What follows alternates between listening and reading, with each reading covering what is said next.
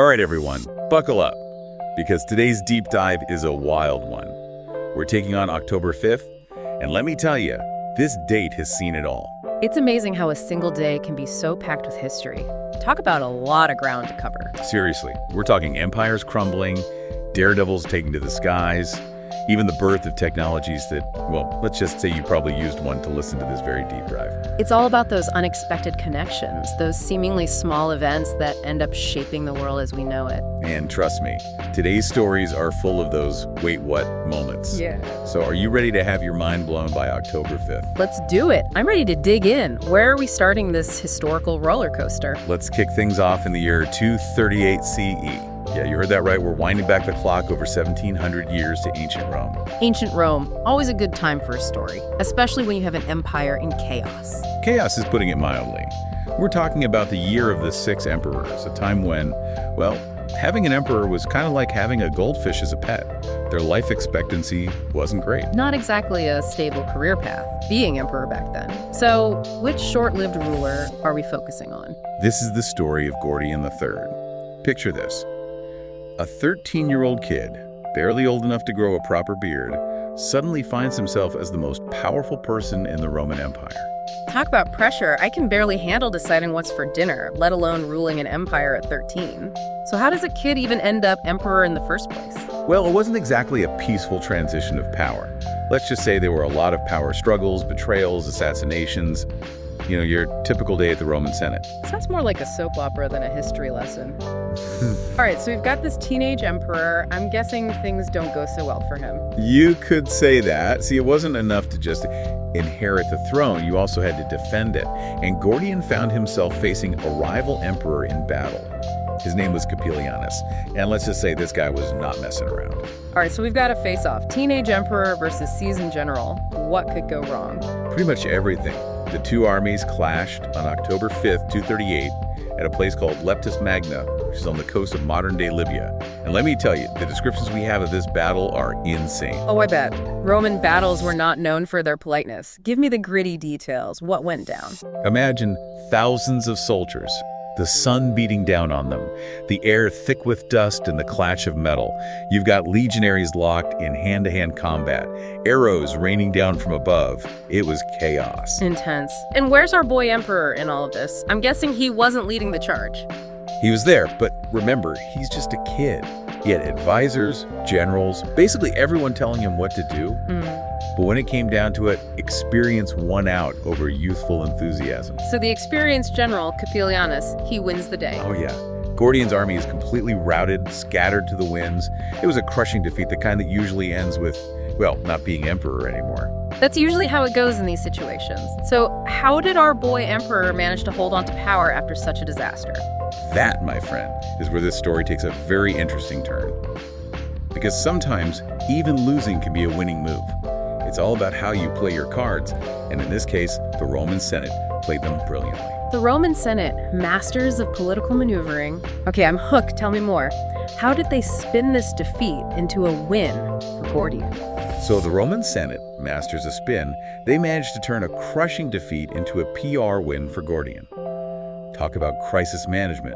But for now, let's jump ahead a few centuries, from the dust of ancient battlefields to the dawn of aviation. Quite a leap. Buckle up, because this next story on our October 5th adventure is a real nail-biter. We're talking about a time when flight was still in its infancy, when airplanes looked more like kites with engines. Yeah, I don't think I'd be lining up to take a flight in one of those things. So what daring feat are we talking about? On October 5th, 1908, a young British aviator named John Moore Brabazon decided to attempt something considered by many to be downright impossible. He was going to fly across the English Channel. The English Channel. In one of those rickety early airplanes. That's a pretty bold move. What made him think he could pull it off? Moore Brabazon was a bit of a daredevil, a true pioneer of aviation. He wasn't just interested in flying, he was obsessed with pushing the boundaries of what was possible. But he wasn't reckless about it. Our sources highlight his meticulous preparations, studying weather patterns, running countless tests on his aircraft. He even came up with some rather creative safety measures. Creative safety measures. What, did he strap a parachute to his back? I'm guessing those weren't exactly common back then. Parachutes weren't quite a thing yet. No, Moore Brabazon's backup plan involved a life jacket. A life jacket stuffed with carrier pigeons. Carrier pigeons. You're kidding, right? That was his big safety plan, sending out avian SOS messages. Hey, you gotta work with what you've got. Seriously though, it does give you a sense of just how new and untested aviation was at the time. But back to the story. So it's October 5th, 1908, the day of the flight. Can you take us back to that moment? What was the atmosphere like? I can only imagine the tension. I mean, this guy's about to climb into what's essentially a flying death trap and attempt to cross one of the most treacherous stretches of water in the world. It was electric. Imagine a crowd gathered at the beach near Calais, France. A mix of curious onlookers, fellow aviators, journalists, everyone buzzing with anticipation. Some are cheering him on, others are placing bets on how long he'll last. And then there's Moore Brabazon, calm and collected, making his final checks on this fragile contraption of wood, canvas, and hope. I'm getting anxious just thinking about it. So he climbs into the cockpit, starts up the engine, and what happens?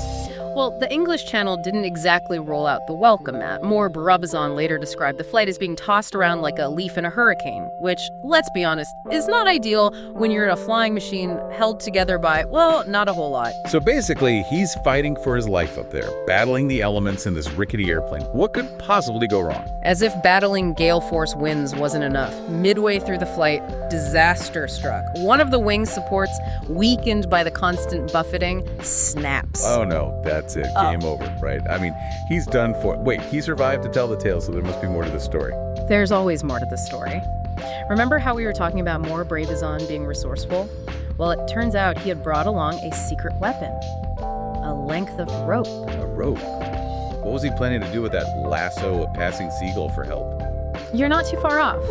With a combination of incredible daring and a whole lot of luck, Moore Brabazon manages to tie the broken wing strut back together while flying over the English Channel. Hold on. He stopped to make in-flight repairs with a piece of rope while battling hurricane-force winds. That's insane. That's our Moore Brabazon for you. But his adventure doesn't end there. He still had to land this thing, and the white cliffs of Dover were looming large. He needed to clear them, but his engine was already on its last legs. Okay, seriously, how did he get out of that one? Did those carrier pigeons finally come in handy? You'll never believe this, but at the last minute, he catches an updraft created by the clicks themselves, giving him just enough lift to clear the top and glide down to a safe landing on English soil.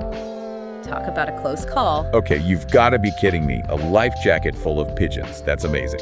But let's be real, that's not exactly a plan I'd want to rely on. Speaking of relying on things, our next story takes us from the early days of daredevil pilots to the high-tech world of, well, high-tech. From pigeons to satellites, that's quite a jump, and it's all thanks to October 5th. October 5th strikes again. All right, so what's the story this time? What does October 5th have to do with satellites? Well, on October 5th, 1960, a little satellite called Tyros 1 blasted off from Earth, and in the process changed how we see the world, literally. Tyros 1. Okay, so we're not talking about some massive supercomputer in space, are we? What was so special about this satellite? Tyros 1 was actually pretty small, about the size of a washing machine. A washing machine. They sent a washing machine into space. And here, I thought I was bad at doing laundry. Okay, seriously though. Yeah. What was its big claim to fame? Simple as it sounds, Tyros 1 was the world's first successful weather satellite. It carried 2 TV cameras and for the very first time, beamed back images of Earth's weather patterns from space. Wow, so before Tyros 1, we were basically flying blind when it came to predicting the weather. No wonder those early forecasts were about as accurate as, well, coin toss. You're not wrong. Back then, weather forecasting relied on scattered observations, reports from ships, the occasional brave pilot. It was a very hit-or-miss system, and those misses could be pretty disastrous. So along comes Tyros 1, our little washing machine in the sky. And suddenly, we can actually see storms brewing from space. Talk about a game changer. It was revolutionary. Suddenly we could track hurricanes, monitor cloud formations, even predict floods with much greater accuracy. It's amazing to think that something we take for granted today, like checking the weather app on our phones, is a direct result of this little satellite. It's a great example of how a single invention can have a ripple effect, completely transforming an entire field, and in this case, even saving lives by giving people better warning of dangerous storms. From emperors battling for power, to a pilot risking his life to conquer the skies, to a washing machine-sized satellite changing how we understand our planet, October 5th has certainly lived up to its reputation. It's been a wild ride through history, that's for sure. It really makes you realize that history isn't just a bunch of dates and names in a textbook.